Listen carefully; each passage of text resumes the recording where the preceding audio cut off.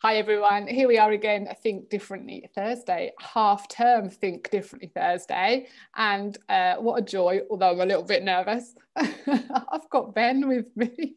Hi Why Ben. are you nervous? What are you nervous for? I'm just wondering if you might just like throw some big red herring in the mix today or something like that. No. No, I trust you. I trust you with my life, Ben, honestly. What could possibly go wrong? We're about to find out, aren't we? We are. Oh, we are. I'm guessing that people listening in today, most people will perhaps know you, recognize you, know a bit about you, but just for the odd person that's just like tapped in, let's have a little look at this. Tell us briefly, who are you? Who are you? Where'd you come from? What's your name? Where'd you come from? I am Ben Lasky. I'm an Essex boy.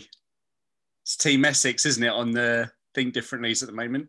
It really is. We've had so many people where I've gone, well, you're not a Suffolk person, are you? Yeah. And, who did I had? I had Amy last week. I had Sarah the week before. Yeah, all of Amy's proper Essex girl. I know. Went to school in Romford. I know. She's tough. She's hard as nails. Yeah, that's virtually London, that is. Yeah.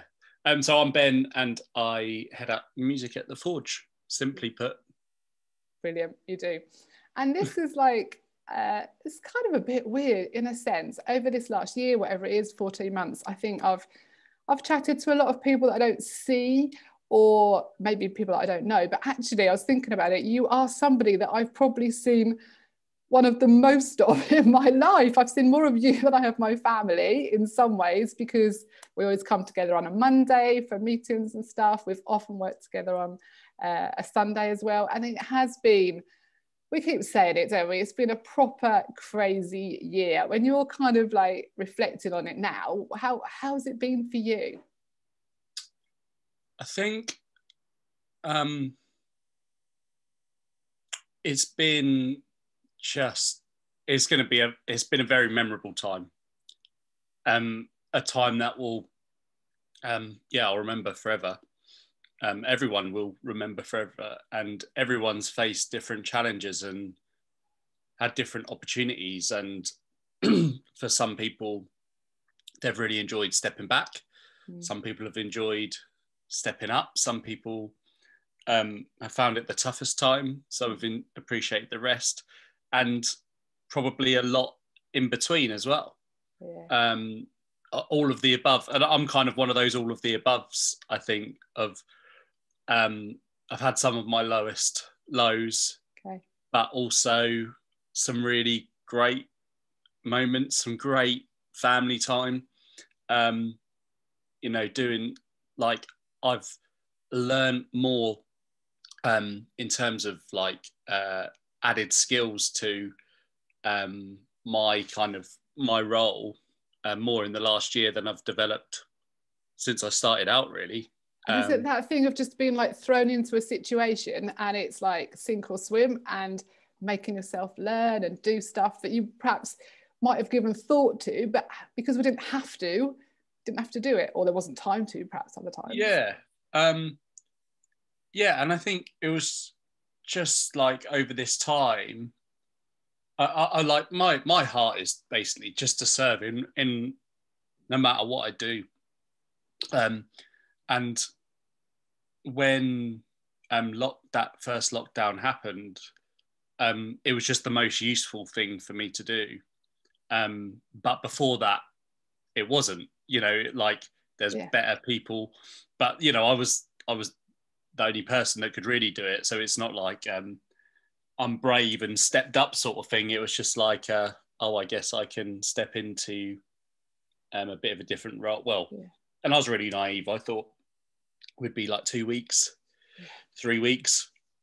But yeah. Did you find that sort of stage kind of nerve-wracking, in that you were, like you say, you were so instrumental when we first went into lockdown? Immediately you kind of kicked in, and you were live streaming from your garage, weren't you? I would imagine, I mean, I think I felt proper nervous just knowing that you were doing it.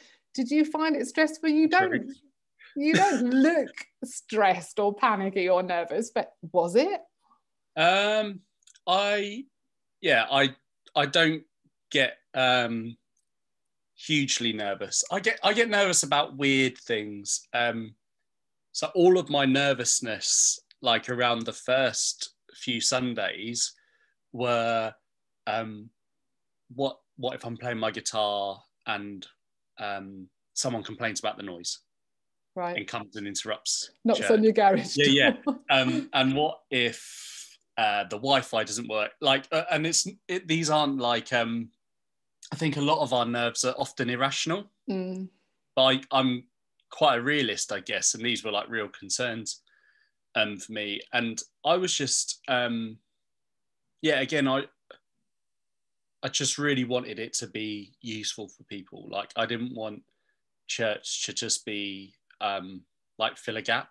Yeah. Because like we can't put God in this space where where we can only engage with him at a certain time on a certain Sunday in a certain place. And just to be able, like, we'd had a lot of momentum earlier last year. We'd had like loads of people come to faith at a youth week away, and more people come to faith on Alpha as well. And I just really felt like I wanted to carry on a spiritual momentum that we had as a church, that we'd lacked the year before. And we hadn't seen, I don't think we'd seen anyone come to faith the year before. And we'd really made it our mission to see that for that year.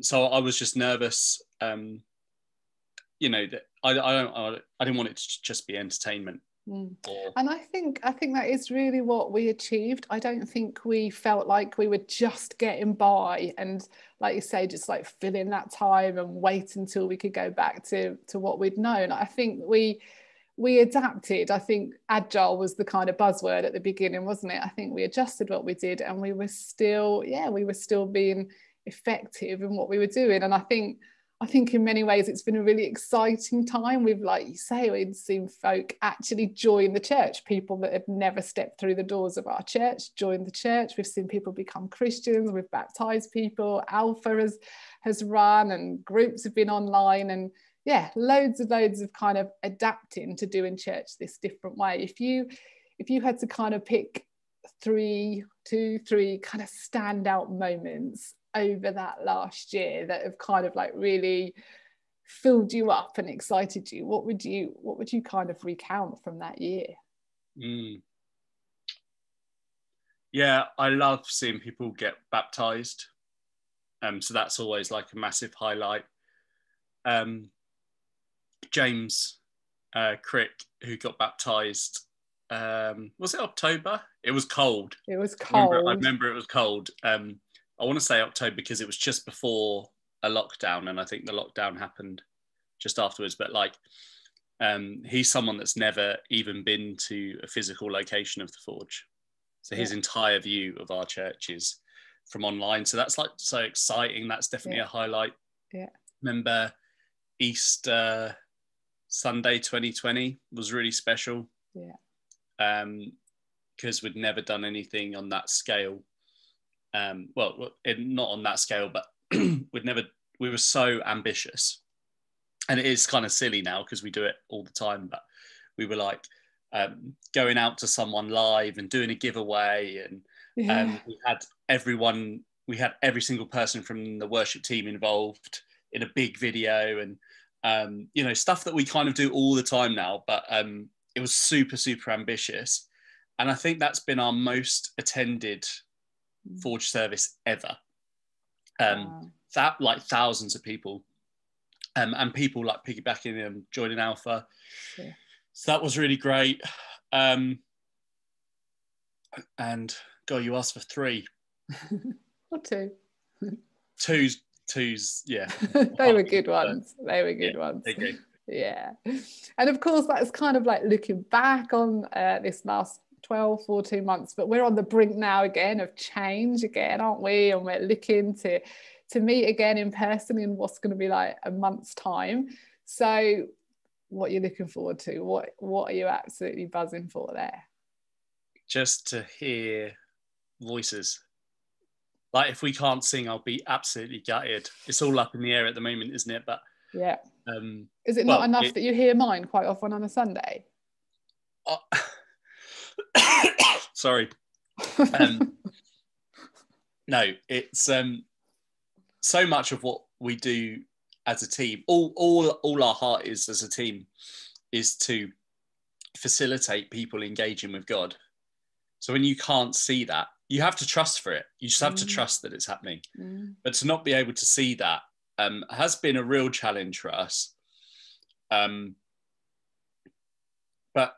also a good exercise, because it's like you'd come away from a Sunday wondering if you'd done a good job by how many people had their hands in the air, which, you know, is good and bad. But to kind of come to a place where you kind of have to trust God more in what you prepare as a team. But just to see people responding physically in a room together, to have voices for one purpose, for one goal. I mean, that's why I got into it. You know, I didn't get into it to produce music videos. I got into facilitating Holy Spirit encounters. And that's what I'm really excited about. And this time's been really interesting for our team. Like some of them have been able to be involved. Like a lot of people now actually have been involved since we've been doing music in the way that we have now. But we ended up doing a book study as a group, kind of just quite randomly. It started as just a point of connection, really.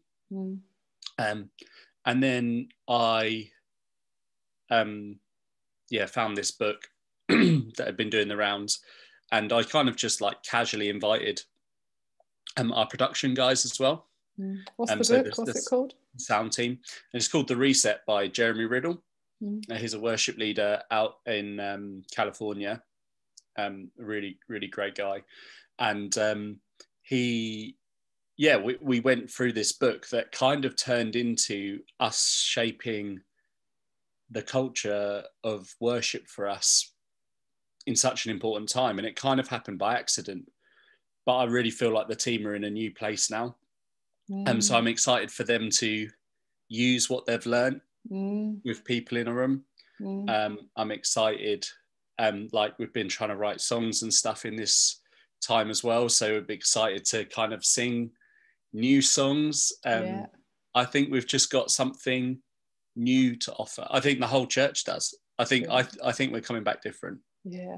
And isn't that exciting to think that actually, in a sense, there's been this stepping back in some ways, but it's been a time of reshaping and refueling and re-engaging. And actually, if you've come to a different point as a team and you're bringing that back to meeting in person, I think that's exciting. And I think for congregation, the singing, the coming together, singing together is just something that people, I don't think you can get it anywhere. I think people can tap into lots of different things at this time, but that communal singing, that one voice praising God together, it's rich, isn't it? Yeah, I've always kind of said I'll listen to a podcast of a talk, but you can't get that kind of tangible feeling that we have when we worship, and taking it all back. And Tim Hughes has been speaking a little bit into this, another worship leader, but in the UK, and he talks about a rewilding. He talks about this field in Sussex or somewhere like that, and the farmer was really trying to work the land, but he couldn't grow anything. Didn't matter what he did, he couldn't grow anything, and the land was just bare and dry. And so he just decided just to leave it. And it became this most lush and gorgeous and fruitful meadow that bared such great fruit. And he kind of used that as a metaphor for the church in this time, and a metaphor for worship teams, I think, as well. Like for us as a team, so much of our identity is in our serving, and that's good. But it can be negative. You know, we have to be worshippers, not people that play guitar or sing at the forge. And once you're once your kind of main way of engaging with God is taken away, you have to learn what you really valued. Yeah. Did you value the fact that you got to play music with your mates, or did you rely on that to experience God? Or actually, do you need to push yourselves in different expression of faith? Are you investing in your relationship with Jesus in a way that's more than just learning songs? Are you actually looking at deepening your understanding of the Bible? Are you, and so it's been like a really tough time, but we've been able to kind of help each other. Yeah. And it's for all of us. It's not like the young guys are going through this. It's like I'm going through this. Like everyone in our team has kind of gone back, and we've had to start again. So we're really excited. We're bursting at the seams to try and get out there. And, we have a great time, like recording music and stuff. Like, it is so fun.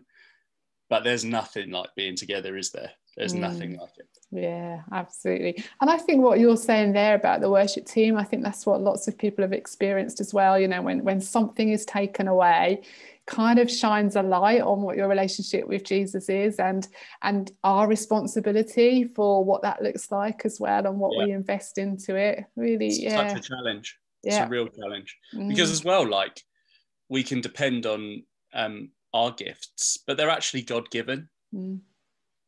So we must make sure that our identity is as sons and daughters, not as gifted musicians that use that gift for Jesus. It's like, no, we have to be sons and daughters first. I think it's so brilliant that that you lead that team, and you've got so many young people in that team, and I know you're constantly trying to include more people, and the fact that you're talking the way that you are, and what you're encouraging them to look at in their own lives beyond using their musical skills is, just brilliant. Just absolutely brilliant. You do such a great job. At the same time, like, we marry that with come as you are. So it's a weird dynamic of, we've served as a team of people that aren't yet Christians, and that's fine. But the heart of who we are is this. So you can decide not to be that, and we'll have a conversation about that, and you can still be part of this community. But this is the heart of who we are, and we're not ashamed about that. And I think that people are drawn to that. Yeah, definitely. So it's not you are so very wise. You're very wise. You mentioned your family earlier. You've got little ones. How old are they now? Yeah, so we got JJ, who's 4, and Taylor, who's 2. When you were we're very tired.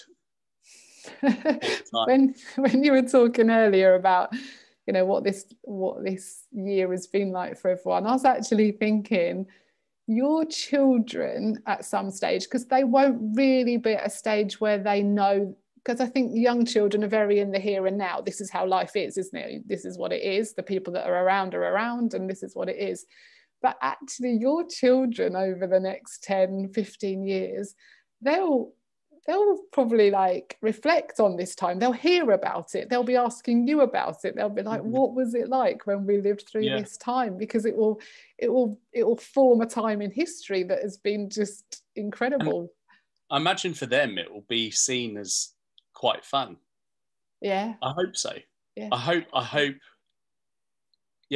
that we haven't passed on our stuff to our kids of how tough we've found it, and because they're so innocent, and I think they deserve protection. And I genuinely got really upset the other day, because I took Taylor to soft play. So she's 2, so she has spent over half her life in pandemic world, and I took her to a soft play, and something that I used to do so regularly with our oldest JJ, she just stood there and she was so overwhelmed. She wasn't upset. She was just like, what?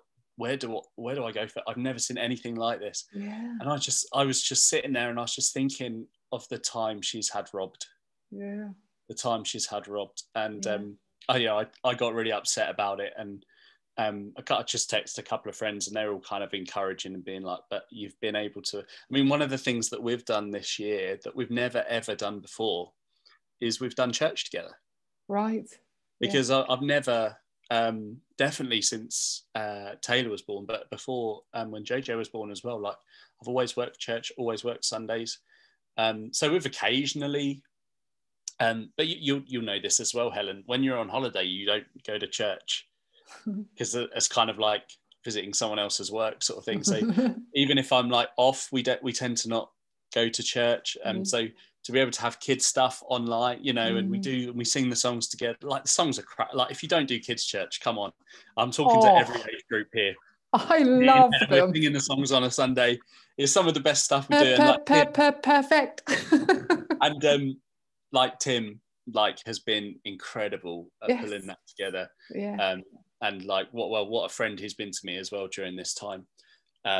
So yeah, I love that guy and the opportunity that he's given us as a family to worship. But yeah, I think like the kids, I hope will look back on this time as like, wait, what? I didn't have to go to school and you were just at home all the time. That sounds amazing. You know, but definitely that winter lockdown where you couldn't go out anywhere. Yeah. And it was just peeing down with it was just so. I think thank goodness we had that lovely weather in the first lockdown. If we'd had that awful weather, or even what it's been a bit like recently, if we'd had that first time, it would have been horrendous, wouldn't it? It would have been really hard. So Ben, that's all the kind of like, that's the current stuff. Let's like dig a little bit going back. So yeah, we've already said Essex, you're from Essex. Yeah. So did you leave Essex when you came to work for the Forge? Yeah, so I'm born and raised in Colchester, which a lot of Essex people say it's not proper Essex, you see. That's posh Essex. It feels like just over the border, doesn't it? Yeah, but it definitely is. It is Essex.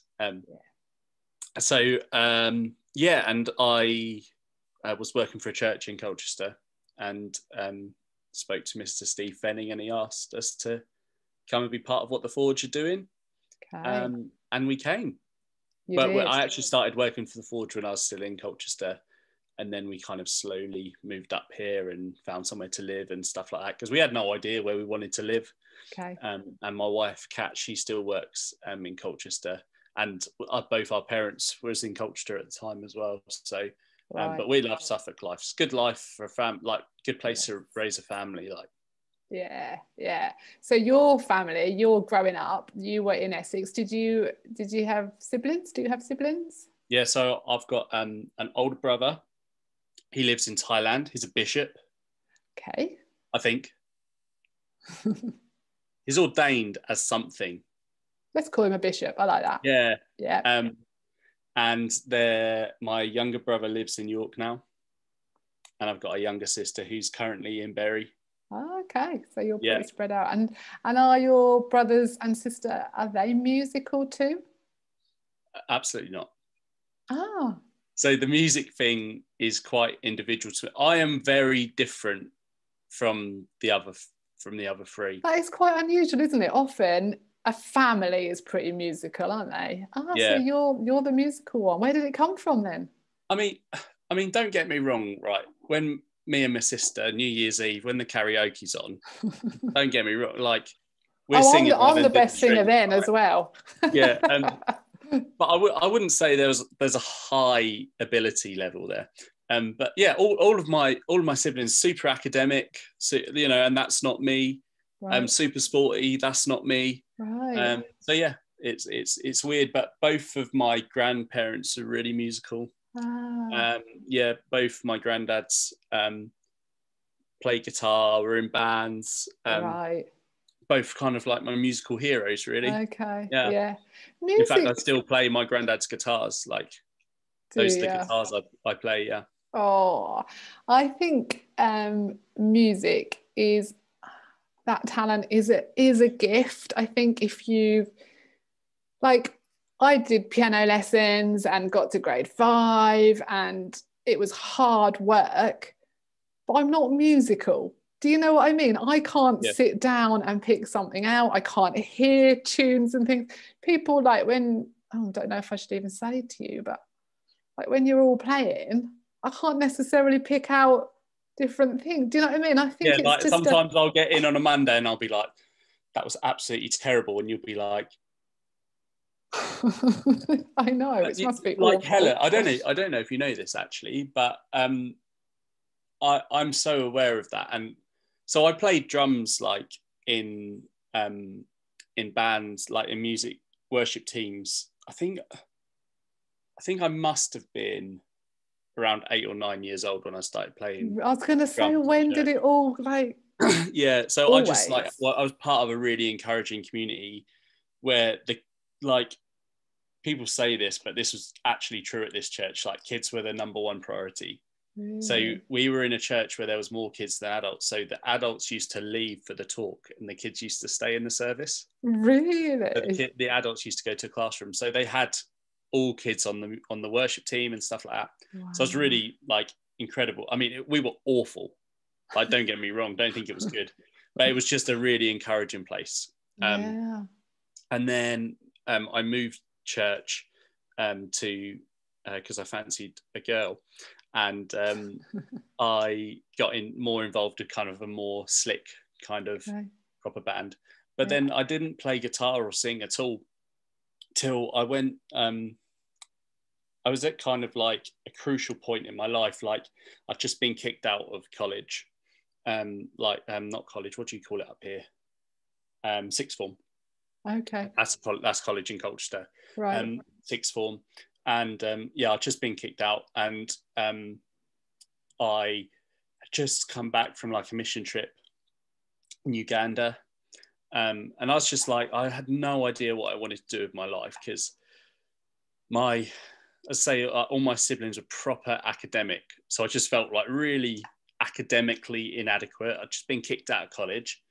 I didn't have any sort of, I didn't know whether I wanted to kind of go and do an apprenticeship and be a plumber or something, because my granddad was a plumber. And all this sort of stuff. And I went to a summer camp called Momentum, which was part of Soul Survivor. Okay. And I just asked God, like, just had that moment of surrender. And we were in worship, and I heard, I wouldn't say I heard, because it was so clear, it was almost audible, God calling me to be a worship leader. And I knew, because we get told all the time, everyone in the band's a worship leader, you don't have to be, but I knew what that meant. I knew that so anyway, I got home, and the next day picked up a guitar and learned the guitar and led music at youth group that night. Like, God just downloaded it all to me. And then I led worship. So that was that was a Monday. That's actually a Tuesday. Tuesday I got back, learnt songs in the morning, like God just downloaded it all, led a youth group in the evening. And then I went and I led a prayer event at church on the Friday. And then I led worship on the Sunday, and I haven't stopped ever since. That's been it. Wow. So I'm so aware that it is just a gift. There's no other way of saying it. It's like, not that I'm like super gifted, but it's just like, it doesn't just happen. Like, it doesn't just happen. And interesting that you'd come to that point of like real surrender and like saying to God, what do you want me to be doing? And interesting. Wow, that's amazing. Fantastic. And also I guess I carry with that, like, I'll never take for granted that experience, and I'm aware that as easy as it is to give, it's as easy to take away. So like what I was saying about all that identity stuff, it's so important for me to be knowing who I am in Christ, rather than knowing who I am in my identity as a worship pastor or music director or whatever. I have to know who I am, because as easy as that gift is given, as easy as it can be taken away. Not saying that God will, but I know that he can. And if he wants to, then he needs to, And I think that's such a lesson for us all, to just like, who are we, to know who we are, if the stuff that in part defines us is taken away. Because I think it can be. We never know what circumstances are going to change or how life is going to unfold. Yeah, Yeah. such a good point. What you said about Uganda, what were you doing in Uganda? Oh, I just it was a bit cheeky, really. I went to visit a charity out there, but you had to be 18 to go. I think I was 15 or 16. So I went by myself with two friends to Uganda for 3 or 4 weeks. No way. Yeah, just helping out stuff. Right. Like when you're young and you don't really have an idea of what mission is. Yeah. You're just like, I'll just go, and we built a playground and Mm. we taught some English and just made some relation. We just kind of partnered with a charity down there, and Right. yeah, it was really good fun. Sounds But I great. feel bad talking about it because I definitely lied. Lied for a good reason.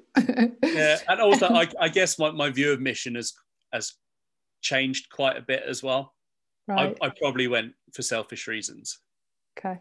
But you don't really understand that at the time, do you? It's like you think you're going to help people, but actually you end up being the one that's blessed. And yeah, absolutely. I think that often can't be the experience, or not be the experience, that you learn so much about yourself and other people and the world in doing something like that. Yeah. So I absolutely loved it, but I guess I don't talk about it a ton because I would approach it differently now.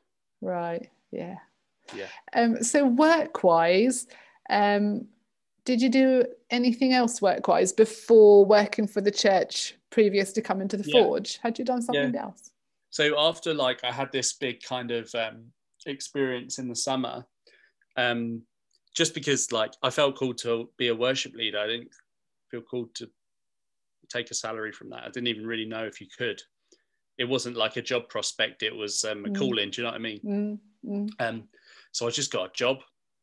I got an apprenticeship in customer services or something like that. I can't even remember what my apprenticeship was in, but for a shipping company. And then that was just about the time that social media started taking off. Okay.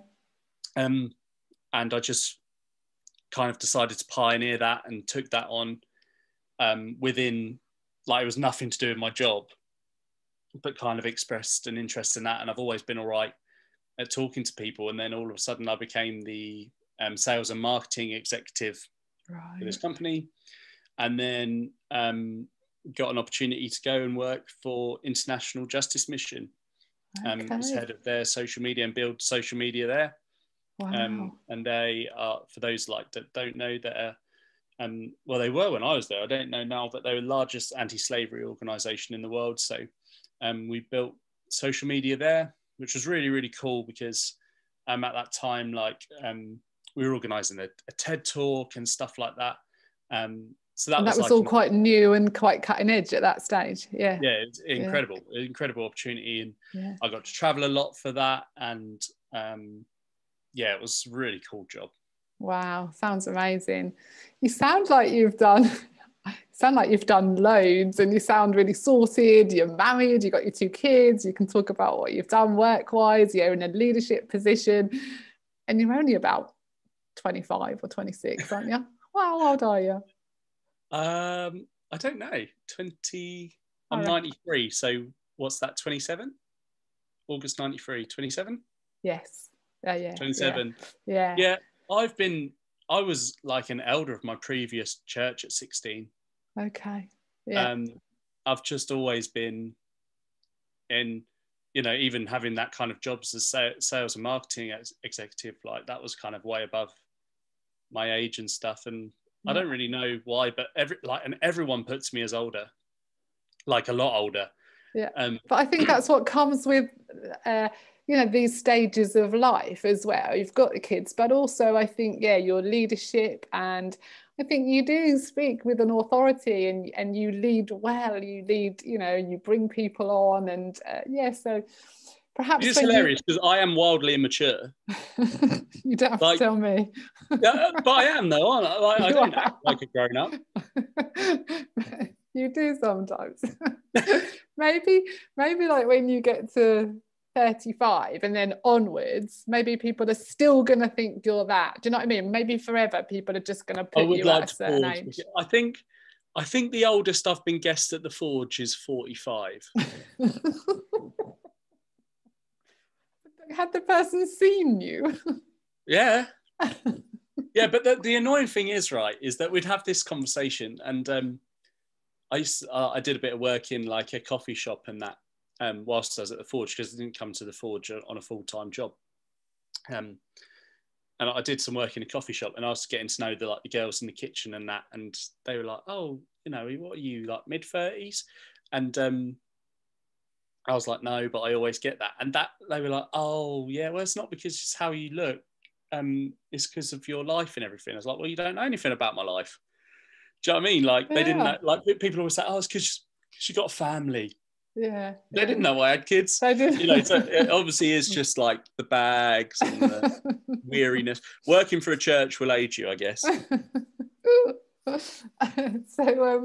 Which is why we tell you haven't been working for the Forge for long. Oh, thanks very much. That's very different to the normal grief you give me. You've mentioned Kat, your lovely wife. Yeah. So tell us about your story with Kat, mainly just to indulge me, because I just love it. I just think it's like the sweetest thing ever. Yeah, I'm like, so, I mean, anyone that knows Kat knows how lucky I am.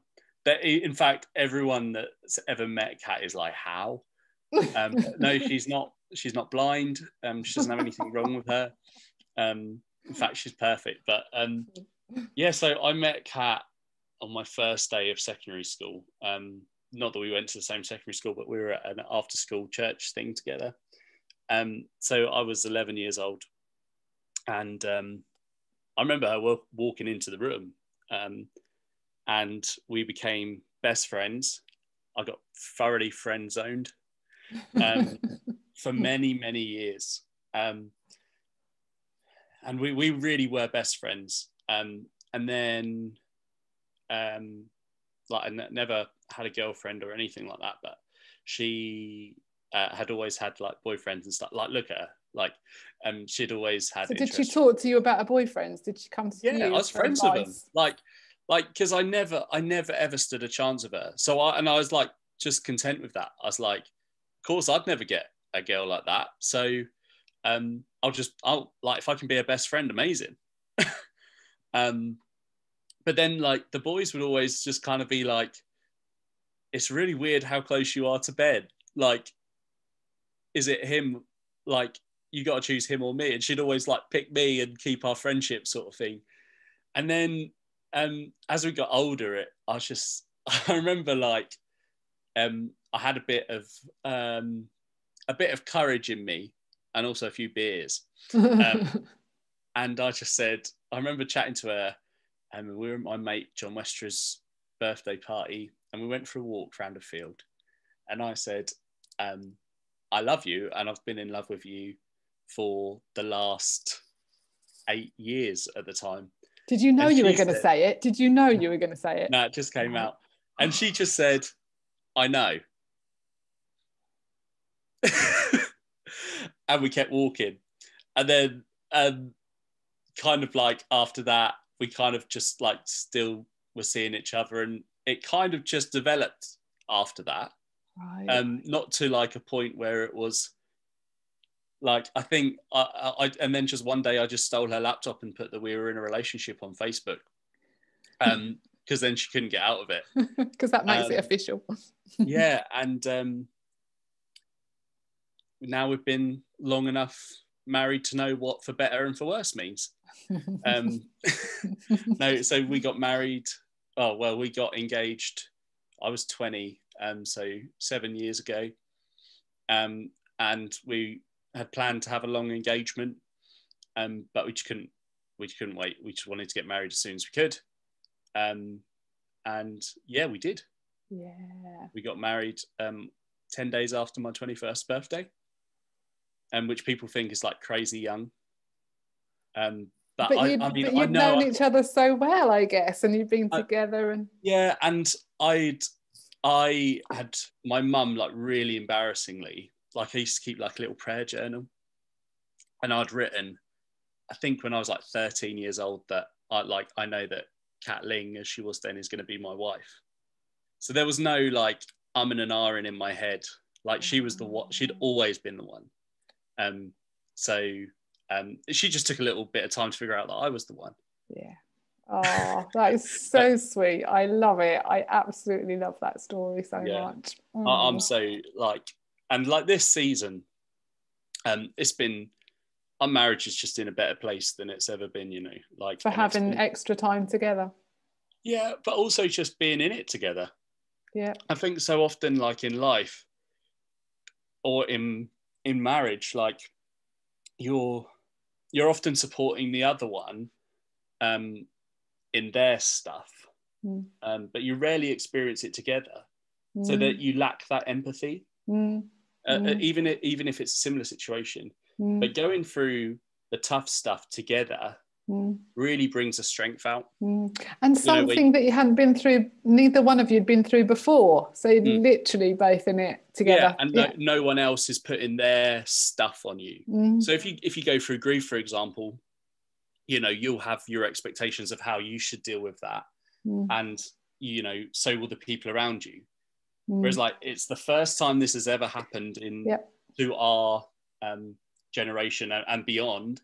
So there was no expectations of, you must react like this, and you must do this. And, you know, when both kids are just screaming at you and you're both there, it's not like one of us has scooted off to work and one of us stayed at home. It's like, it's a nightmare for both of us, and we've got to pull together and we've got to get through it together. Yeah. And so it's been a good time. That's really good to hear. Good to hear. Been ups and downs, of course. Yeah. Interesting. You spoke about your wider family as well earlier, and you spoke about your granddads and them being musical. So I'm thinking, particularly because of as a church, we're doing this emotionally healthy spirituality course, and recently we were encouraged, weren't we, to think about our environments and the people that had been around us growing up and who had influenced us. Would it be them? Would it be your granddads that had been the biggest influence? Absolutely. Like, so one of my granddad who's like, fortunately, he's still with us and still young. Like, I have a really good relationship with him. Like, we go to the gym together. He lifts weights, I lift weights. That's really cool. And he still leads worship at my old church. So we're still like, we're close, and we have that in common. But my granddad on my other side, my mum's side, passed last year. It's actually his birthday today.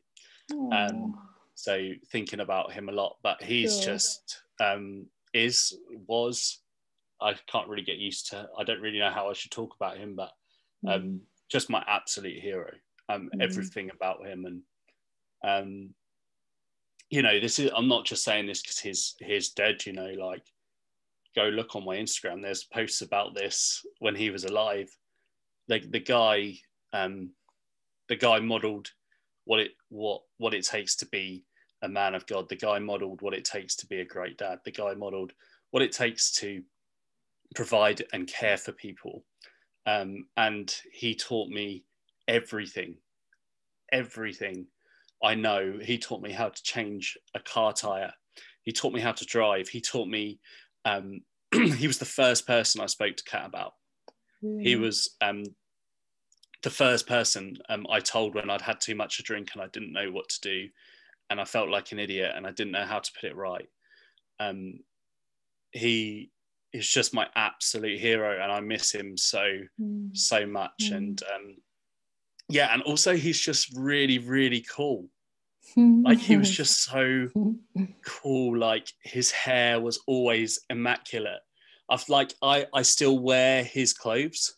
Wow. Like, his clothes are so cool that I wear them now. That is cool. And he was like proper, like, the leather jacket. He was walk into the pub, and, you know, everyone would know his name and want to have a chat. And he always had the girls, hanging on every word he said, and jokes. And he's taught me everything. And I'm so grateful that he was able to meet my children, because he's the most important man in my life by a long, long way. I think it's that's really wonderful, isn't it? I don't know that everybody can talk about somebody like that. I think to have had, I mean, I guess it almost makes it sadder because he's gone, but what a rich experience to have had with somebody. But like, and I kind of, everyone dies, right? So for him to die before this rubbish meant that I still hold,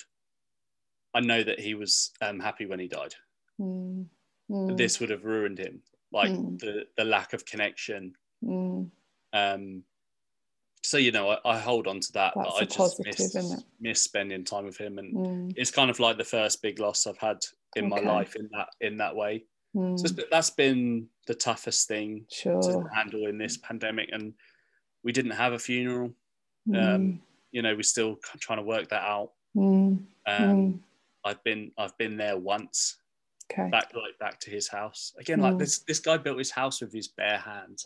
Like, he's just, honestly, he sounds so cool. Yeah. So I'm so glad he was at my wedding. I'm so glad he met the kids, you know, the guys do a lot. So. Does it make, having had such an influential person in your life, does that make you actively seek out people that you want to influence your children, or is that just like, it'll happen if it happens, or do you actually, you know, try to have people around you and your family that are good for the kids?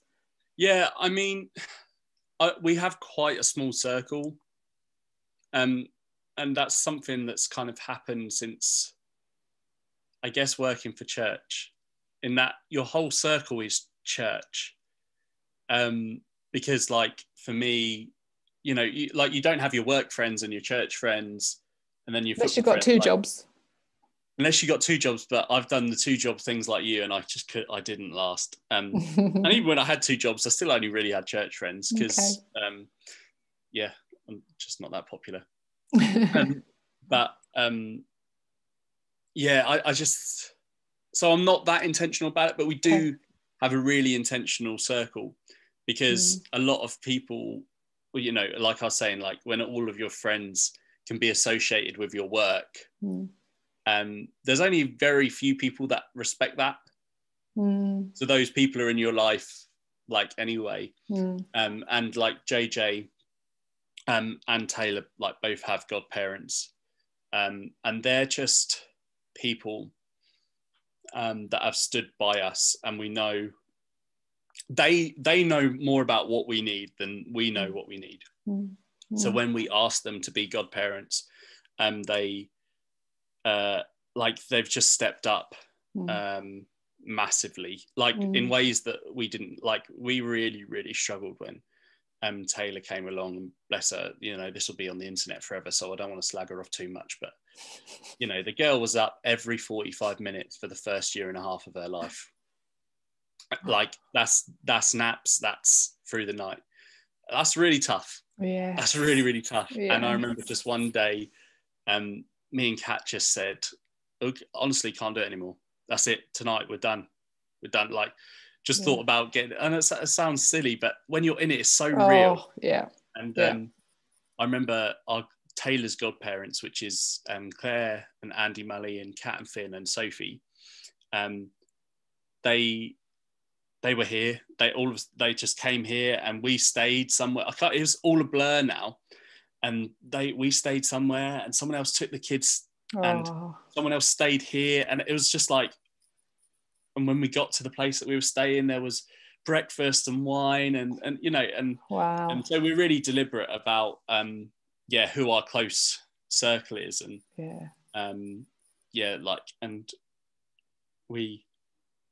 that's difficult with distance. Yes, of course. Because our closest friends, Kat and Finn, have just moved to Nashville, and my best friend John, he lives in London.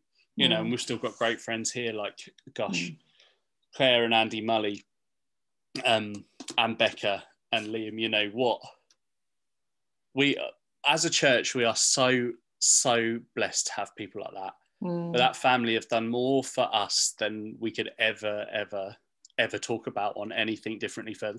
I could dedicate an episode the Mullies. That's how much I love. Oh, well, that's lovely. Let's big up the Mullies. Yeah. Give them a high five from me next time. Or are we going to do elbows when we go back? What are we going to do?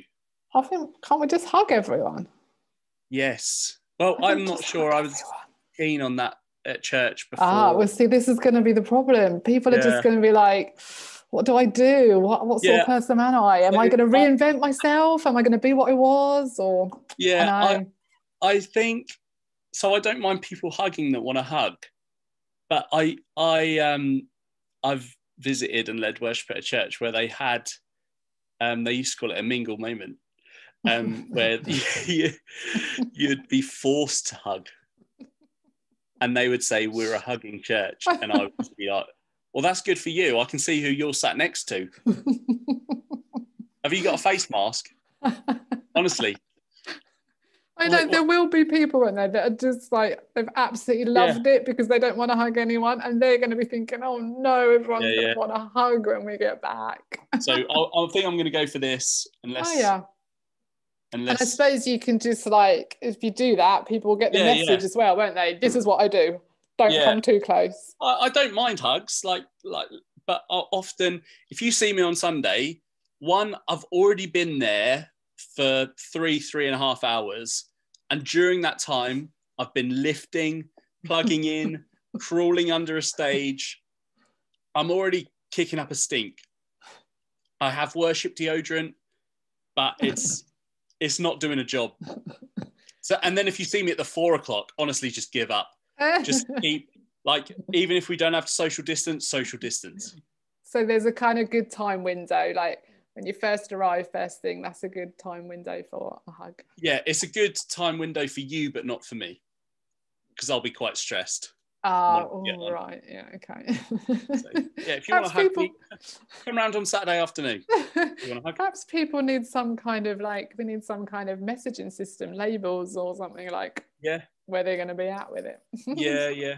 Yeah. Like we should just hand out T-shirts. Yeah, color coded. Yes. Color coded. Yeah, definitely. Yeah, good idea. You get on that.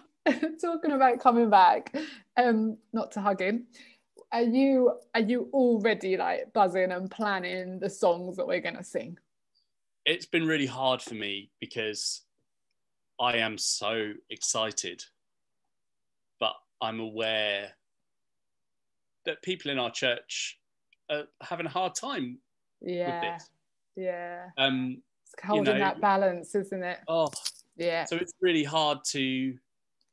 I'm not going to lie. I'm not going to dress it down. Yeah. Absolutely buzzing. I'm absolutely buzzing, but I know that that's not everyone's. Yeah. So I want to shout it from the rooftops in one sense, but also I don't want to rub it in people's faces. People are struggling with the fact that we're going to only be at Debenham for now, and people are going to be super anxious. Yeah, I think you're right. I think there's people that I think it's the control thing. If people have seen people, they've been very much in control of how and when and who. So suddenly to be in an environment where actually there's people that you won't even know because we're bringing people together from 3 different places, I think that's a big deal.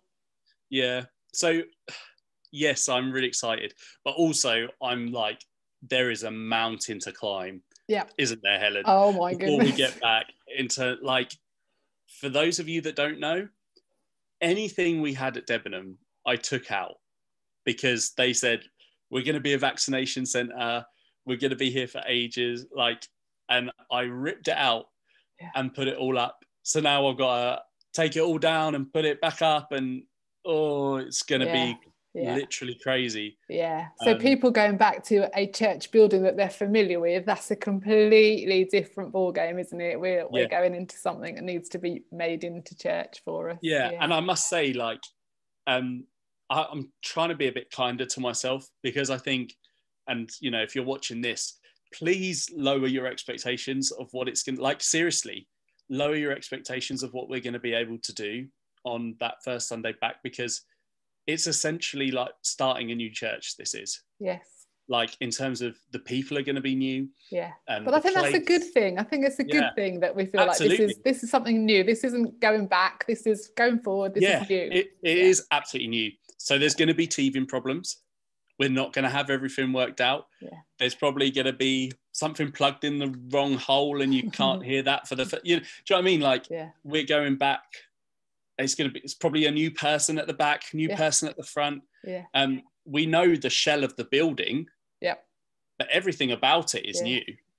Absolutely. So that excites me for sure. But I guess I would love for everyone to be on the same page with that, you know, because like some people might have come to Debenham maybe, I don't know, just for one Christmas service, and they see how that looks and just like lower expectations. Like at the Get moment, the message out there. Like we have 0 lights at Debenham at the moment. We have 0 lights. You know, all the set that you will have seen in pictures if you've on the social media, all the stuff you have seen on the live stream. None of that exists. We're not going back to just switch it all back on with a switch up. It's literally not there. So there's a lot of work. Bring your torches, maybe. Bring your torches. Sing loud. We might have to just sing. We could do that thing. Do you remember that time at Debenham, Helen, where were you there? Like there was a storm and the power went out. It was just before COVID, actually. And Johnny was just like, well, I'm going to get up and start talking. And he just shouted his whole sermon. So hopefully we don't have any issues like that. But, you know, it's rural Suffolk. Anything could happen. Who knows? I find that exciting. Yeah. I've got a couple more questions. One is really busy, obviously now getting really busy with making all that happen that you're talking about, and you've got family and a lot of what you do work-wise obviously is about promoting worship and very God-centered. How do you ensure your relationship with God is good and it isn't all wrapped up in what you do? Do you know what I mean? I think it's a tension, isn't it? And also I think we can be perceived as working for the church, and so that must mean that we're absolutely, you know, in such a good place with God all the time, which that doesn't necessarily have to be the case. I think we could be busy as almost a distraction by what we're doing. How do you try to maintain good relationship with God in your life? Yes, it's a really tough tension to manage, as well as wanting to be authentic. You know, when I was at Bethel, which we haven't spoken about actually, but maybe another time, when I was at Bethel in California, and Bill Johnson, he said, when worshipping when you feel like it, when you don't feel like it, isn't fake, it's faith. And I've carried that with me for a lot of the time. Is like, this is about more than just me. I have to encourage people in worship here despite what I'm feeling. But through all that I've been through in my life, I've never really struggled with worship and leading worship, because it's such a thing that you can be honest with. You don't have to put up a front. You don't have to, you know, like just read the Psalms. You know, you don't have to pretend to be something that you're not. So I'll always make sure that what's happening on Sunday is you have to lead from a place of overflow. So you can't be sorting out your stuff for the first time during sound check. You have to be in a place where you've carved out the time to be in God's presence, to so that you can lead others in it. You can't lead a place that you're not willing to go yourself. So one of the things that I do, like especially on Sundays, is I get up super early to prepare my heart for leading. And there's also like practical sides to that as well, of like, you know, when you wake up in the morning, like your voice really isn't that great. So I get up really early to prepare myself on a Sunday. I make an effort to read the Bible cover to cover every single year. I've had that commitment to myself since I was 15 years old, since that interaction at Momentum. I really have close friendships in my life where we're really honest about our faith. So nothing's really hidden. And I think when stuff's not hidden, it loses its power. All those little niggles of doubt and frustration don't have time to fester if stuff's out in the open. But like, I've never really, like, as I say, for all that I've been through, I've never had that, this is God's fault, I'm angry at God, you know, so I've never really struggled with that side of thing, but definitely struggle with the busyness and the lack of stillness. But like in my old job, they had like at IJM, right, they have such a value on this, that they actually pay you to come to work half an hour early, sit and read your Bible. Really? Yeah, so they start every single day globally with 30 minutes of silent prayer. Yeah. Great idea. So that's so valued by them in their culture. Yeah. That they make it part of your job description. Brilliant. Brilliant. Yeah, so that's kind of been helpful for me. So that's kind of put some almost some disciplines and things in place that you've absolutely stuck and with. it's And habit, isn't it? I think so, and I think you have to plug in. You stay there, sorry. I think one of the key things is about connection with God, to have those disciplines in place so that when the tough stuff comes, or when you don't feel like it, or when it feels difficult, you've got them and you can keep doing the disciplines, because there will be times where we don't feel like it. Yeah. But you can just keep doing the disciplines, exactly, because and that's you know that they're good for you, even if you maybe feel like God's distant or you're in a bad place, but you still know these are a good thing to do. Yeah, you know the truth. Yeah. I've got one last question for you, Ben. And finally, if you could sing duet with anybody, dead or alive, who would it be? Oh, I would like, this is going to be a bit sad, but I would love to sing one last song with my granddad. Oh, I knew you were I really would love to. Him or Elvis. That says a lot about your granddad, him or Elvis. Yeah. I would love to sit, you know, he would always get up and sing a song. So that's so cute. That's great really lovely. Well. Yeah, thanks for having me, Helen. Oh, Ben, I've really enjoyed talking to you. It's been Have you learned anything about me? I have learned some new stuff, and literally I've been like, oh, we need to do this again, because I need to know all about those things as I haven't even got into half of it. California, you mentioned. We've got to do that another time. But I do want to say, and I know that I speak for our whole church, that you are just a gift to us. You are just amazing. You lead so well, and we've so valued you over this last year. And even though I think you make people think you don't like me sometimes, I think you do. And I've been so grateful for your encouragement and your support. And I've found myself doing things that, honestly, if I'd known I'd got to do them, I could never have done them. And I know I asked ridiculous questions about how to do things, and I ask them so often, but you're always so kind to me, so supportive, so encouraging, that I value you as part of my work life so much. Perhaps you're my friend too. Yeah, let's be friends. You would be my friend, but you did put a pie in my face. No, like genuinely, just for the record, me and Helen do like each other. It's all banter. Some of it's even pre-planned. It's all done with her permission. Like, some people think I'm being like super mean to you, but like, we do have a bit of a laugh in that. But it is all cool.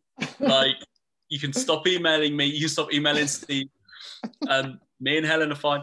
And do you know what? Actually, you can't take the mick out of someone that you don't like. It just doesn't work. Like, because then you're just mean. Yes. But you can only take the mick out of someone that you like. And it's got a bit of banter. And me and we Helen like a bit of banter, don't we? Similar sense of humour as well. Big Office US fans. Lockdown thing. Love The Office now. Yeah. I get all the jokes now. Yeah, and it's been a privilege to like lead church in this time as well. Like, to be able to kind of see the sort of numbers we were having initially and people come into faith and stuff. You know, what a privilege. Never take it for granted. No, otherwise absolutely. I could still be working in shipping, and I just yeah. grateful. Oh, thank you so much, Ben. Enjoy the rest of your day and the rest of your week. Yes. Thanks for joining me. Happy half term, everyone. Thanks. See ya. Bye. Oh, I forgot to stop. No, hold on, everyone. I'll stop now. Oh, see, I might have looked like I was in control till then. Bye, everyone.